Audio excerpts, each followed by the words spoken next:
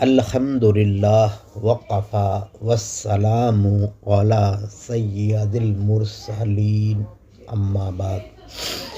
ہر وہ عمل بدعت ہے جس کو مستحب سمجھ کر کیا جائے اور اس کا مستحب ہونا کسی امام سے ثابت نہ ہو، نہ کہ حدیث سے۔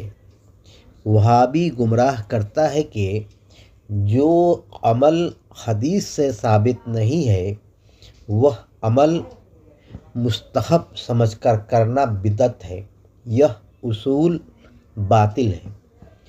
حدیث خبر ہے اور خبر پر بغیر تحقیق عمل کرنا منع ہے، اور جو عمل امام سے ثابت ہے وہ تحقیق شدہ ہے، اس پر عمل کرنے کا حکم ہے۔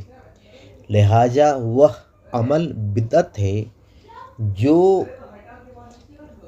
مستحب سمجھ کر کیا جائے مگر اس کا مستحب ہونا کسی امام سے ثابت نہ ہو۔ حدیث پڑھ کر ہم کسی عمل کو مستحب نہیں کہہ سکتے ہیں جب تک اس پر کسی امام کی تائید نہ ہو۔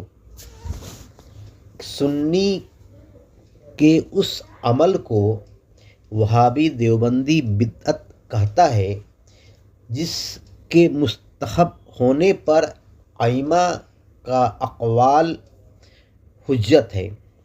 وہابی دیوبندی ان ائمہ کو برحق تسلیم کرتا ہے مگر ان کے اقوال پر عمل کرنے والے کو بدعتی کہتا ہے۔